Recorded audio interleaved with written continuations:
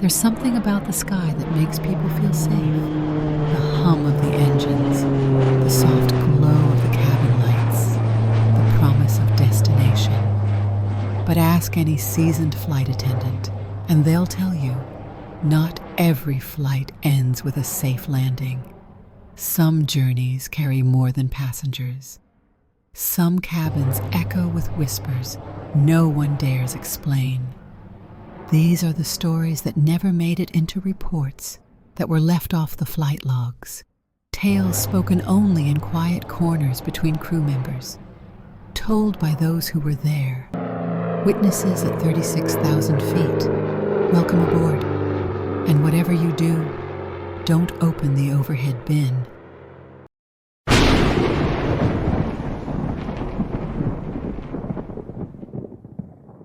I used to be a flight attendant for over 15 years. I've flown across the world, Asia's bustling airports, the scorched runways of the Middle East, the weathered airfields of Africa. I've witnessed it all, heart attacks mid-flight, peaceful deaths in sleep, even a woman giving birth in the lavatory. I thought nothing could surprise me anymore at 36,000 feet. I was wrong. The flight I'm about to recount didn't make the news. There were no reports, no black box controversy, no official record. And yet, every night at 3:13 a.m., I wake up in a cold sweat, hearing a sound, tap, tap, like knuckles on wood coming from the overhead compartment. My name is Jenna Mathers, and this is what happened aboard flight BX-117, Johannesburg to New York, winter of 2021. We took off at 9:45 p.m. It was a cold, brutal night in South Africa. I remember it clearly. I hadn't slept for over 36 hours. Still, I took the shift because Monica, my closest friend and the lead attendant, was flying that route. And honestly, I needed the overtime. BX-117 was a long-haul red-eye, over 16 hours in the sky. These flights often carried special cargo, but this time the manifest noted something chilling. A casket, wrapped in crimson cloth, locked and sealed by the Archdiocese of Kinshasa. There was a note in bold. Do not open under any circumstance. Urgent transport. Supervisor, Father Abel Manzambi. I had flown with bodies before, but this was different. First, the casket was stored alone in Cargo Bay 2, isolated. Second, a priest was accompanying it. And third, when Monica saw it, she whispered to me, "You see that red cloth? It looks wet, doesn't it?" I brushed it off, but inside, I felt the same chill. Father Abel stood out from the start. He was a tall, older black man, perhaps in his 60s, dressed in a long white cassock trimmed in gold. He never ate, never drank. He sat motionless, whispering prayers in French, and what I later learned was Lingala. His eyes never left the floor, or the compartment where the casket was stored.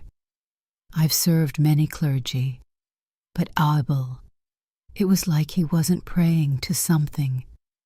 He was praying against it, holding it back. Then came the first incident. Around 2 a.m., a French woman in seat 32C began laughing uncontrollably. Not joyfully, hysterically. Her eyes were wide open. Her voice mumbled strange syllables no one could understand. We moved her to the rear cabin, near the back, near the casket. And when I turned to glance down the aisle, I caught Father Abel watching, his eyes wide, face pale, like he had seen this before. Things spiraled quickly. A man in 27A called me over. "There's someone in the overhead bin," he said. I checked. It was, of course, empty, but the bin door was cracked open. A smell drifted out, damp, earthy, like rain-soaked soil, and when I shut it, I swear I heard whispering.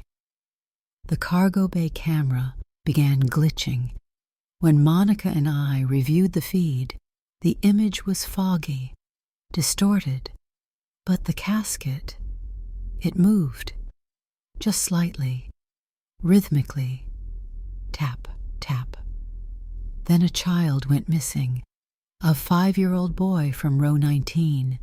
We found him 30 minutes later in 42F, the last row, sitting perfectly upright, eyes rolled white, skin icy cold. When Monica touched him, he muttered, "He told me to sit here. The man in the box, he's hungry." We went to the cockpit. Father Abel was already waiting. "I must return to the cargo," he said. He led us down to Bay 2. The red cloth was torn. A dark liquid was leaking from under the casket, thick, black, without scent, like ink or blood.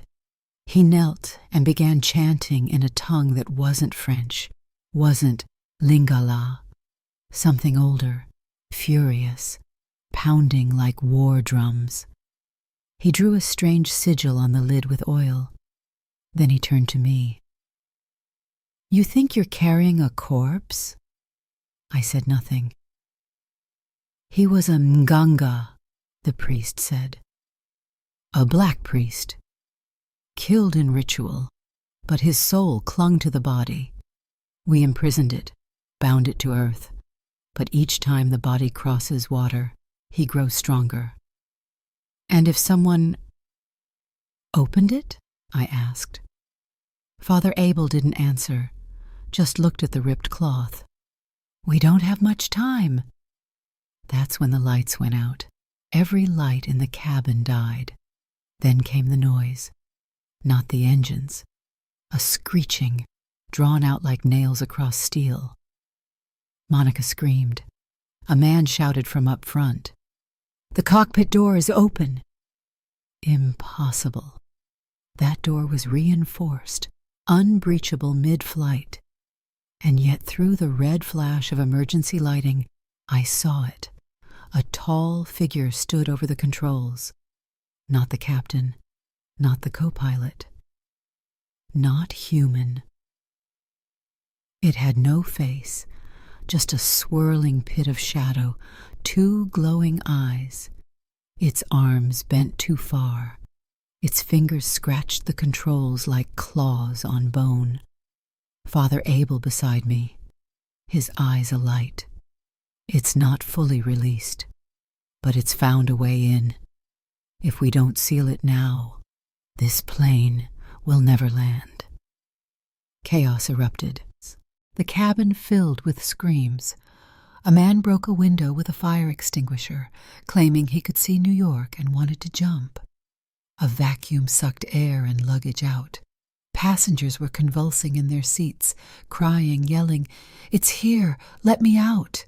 And over it all, in my head, I heard whispers, "Open the door! Open!" Then I saw it. The cargo bay was open. I ran down. The casket had burst.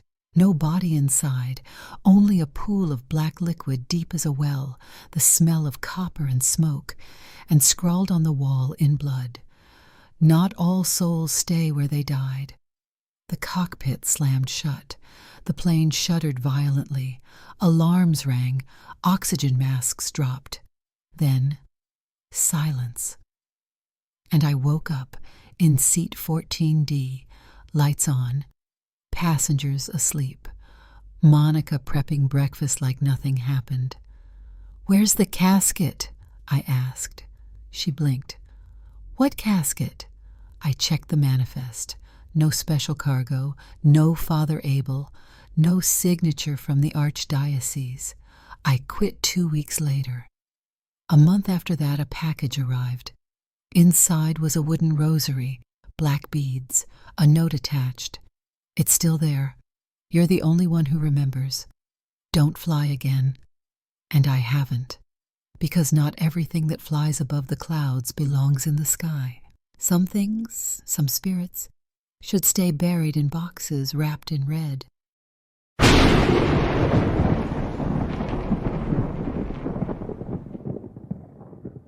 Have you ever served coffee to a man who doesn't exist? I have. My name is Rachel Mendez. I worked as a flight attendant for 11 years. I loved my job, mostly.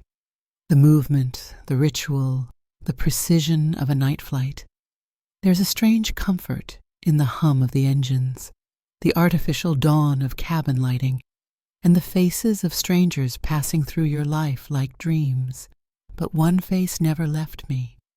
It was a red-eye flight from Madrid to Sao Paulo, flight IT 246, a route I'd flown dozens of times. We departed at 22:10, full flight, no weather alerts, no mechanical issues. It was, by all accounts, a standard transatlantic crossing until service hour. I was assigned to the rear galley that night. I remember the cabin lights were dimmed, most passengers dozing with eye masks and neck pillows. Some watched movies, a few quietly read. As I pushed the cart past row 40, I saw him, seat 43A, window seat, back of the cabin. He was sitting perfectly still, hands resting neatly on the fold-down tray table.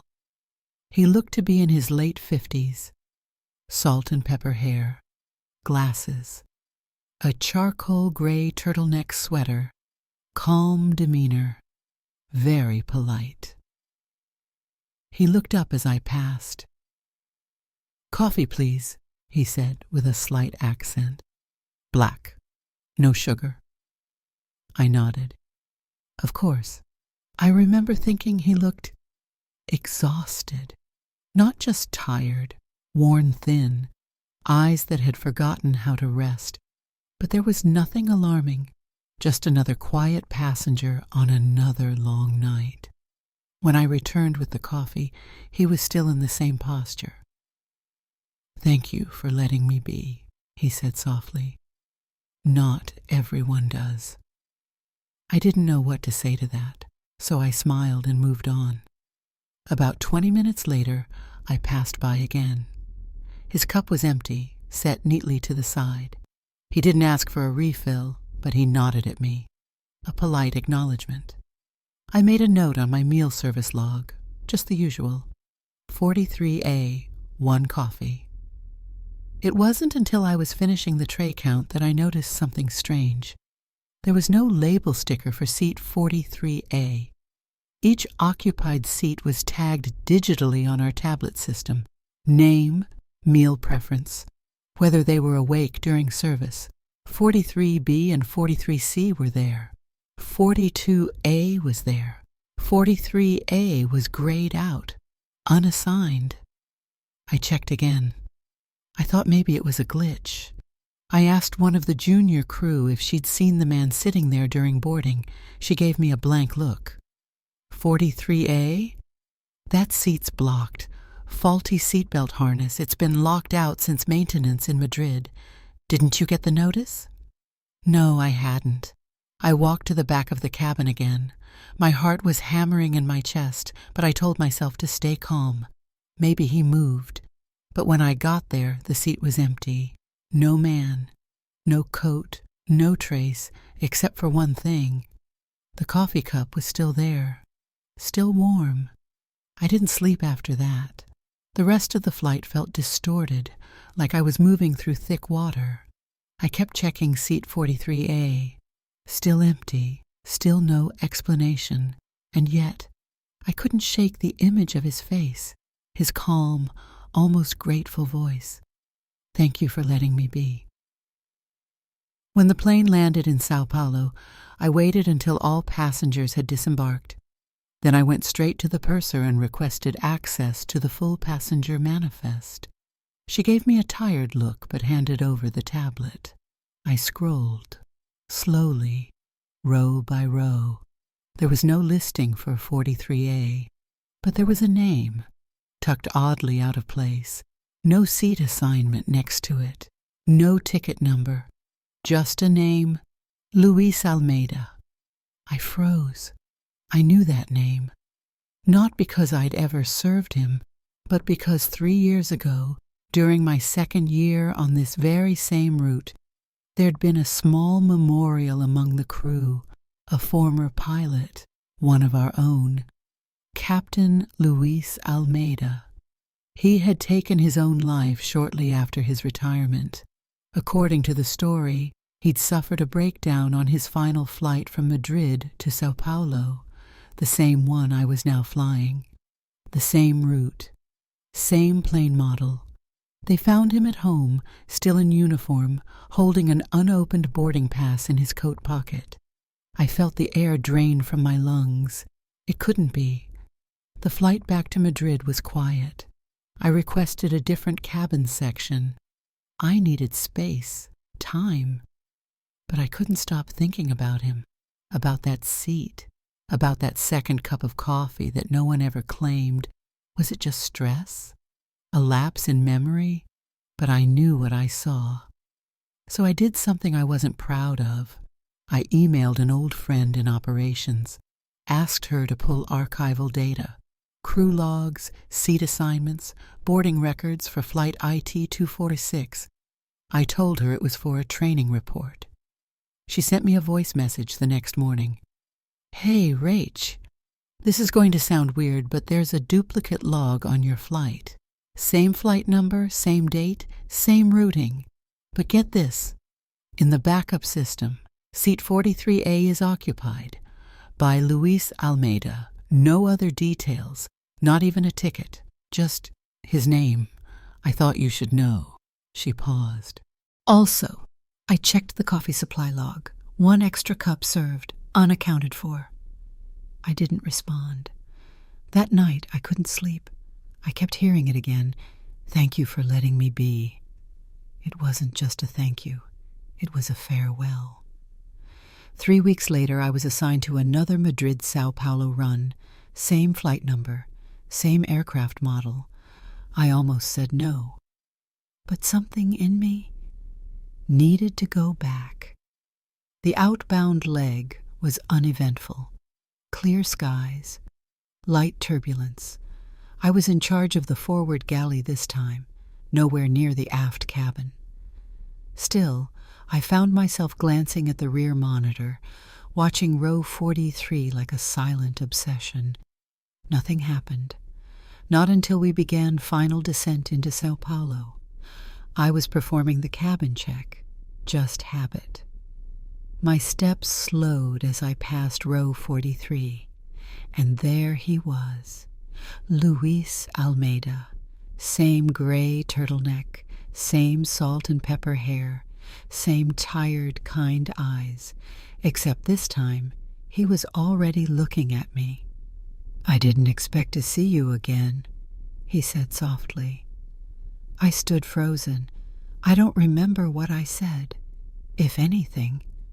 My mouth was dry. My fingers were shaking. "It helps," he continued, "when someone notices, when someone remembers." His hands were folded gently over a napkin on his tray. "I'm not here to haunt," he said. "I'm here to finish the journey, the one I never completed." I felt tears rising, sharp and unexpected. "Why me?" I whispered. He tilted his head. "Because you looked. You asked. Most don't." And then, as the wheels touched down, as the cabin jerked slightly and passengers began to stir, he was gone. Seat 43A was empty, but the napkin remained. On it, neatly folded, was a small message written in pen. "Gracias. You can let me go now." I left the airline a month later, not out of fear, but because I couldn't keep pretending. I kept checking for him, listening for that voice, watching 43A like it held a piece of me. But he hasn't come back. I don't think he will. Now, whenever I fly as a passenger, I glance at the back of the cabin just once, out of habit or respect.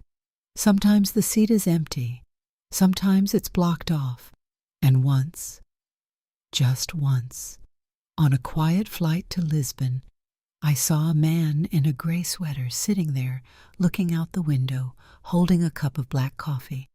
When the lights flickered, he was gone. Only the cup remained, still warm,